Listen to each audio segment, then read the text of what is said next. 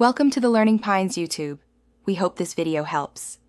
You start by powering the printer down and back up to clear transient faults. This often frees the boot path so recovery tools can run. Once done, connect the USB cable to your PC and open Epson's service utility. Make sure you run it as administrator so drivers load. You'll need the model and serial number. Write them down. If the panel shows an error code, note it now because the recovery routine changes depending on the code displayed.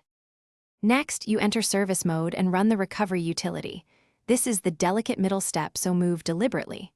First, follow the model-specific button sequence to force service mode. Holding reset while powering on is common. Then, in the utility, select the correct firmware or choose Restore Defaults. Selecting the wrong file can brick the unit. The tool will upload files and show progress. Do not interrupt power or USB while flashing, because interrupted flashes cause persistent recovery loops.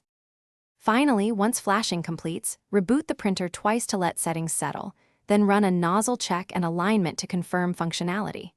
If the printer returns to recovery mode, make sure you used a known good USB cable and switch ports, because flaky connections often corrupt the flash.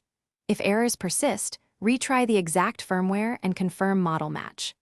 One key troubleshooting tip: if flashing repeatedly fails, stop and contact Epson.